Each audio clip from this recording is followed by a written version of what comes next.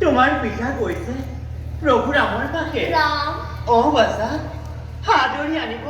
লংকাৰ পুৰীলৈ কিন্তু মাতৃ শুনিবলৈ পালো যে সবিতাৰ মুখে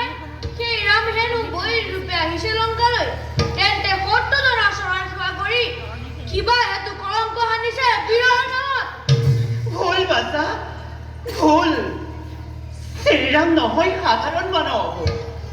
পূৰ্ণ ব্ৰহ্ম ৰাম সত্য অৱতাৰ তেনেজনক বৈৰীভাৱ কৰি দোকানলে মাতিছে মাথো নিজৰ মৰণ সেয়ে বাছা যেতিয়া আহিব ৰাম পিতা পুত্ৰ মাতৃ মিলি একেলগে পুজিম ৰামৰ চৰণ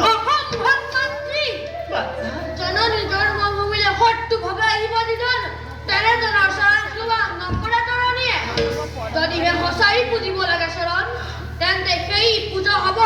আমাৰ ক্ষেত্ৰত অবুজ নহবি বাছা প্ৰভু ৰাম শ্ৰেষ্ঠ বীৰ এই জগতৰ বালিৰ দৰে বীৰ যোদ্ধাক তেওঁ কৰিছে নিধন তেনেজনক যদি শত্ৰুভাৱ কৰা চৰণ সবংশে সকলোৰে আহিব বিনা তাতো আক্ষেপ নাথাকিব তৰণী জননী জন্মভূমিৰ বাবে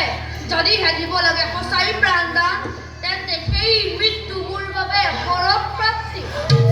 যদি সঁচাই ৰাম সত্য অৱতাৰ তেন্তে ৰামৰ দৰে বীৰৰ হাতত মৃত্যু মই কৰিম গ্ৰহণ বয়সত বালক যদিও চিন্তাত গধুৰ বাছা বাছা কায়াৰ বিনে ছায়াৰ নাথাকে অস্তিত্ব সেয়ে বাছা বৈৰীভাৱ কৰি পৰিহাৰ ৰামৰ চৰণত নহৰণ বাছা চিনিলো ভালদৰে ৰাম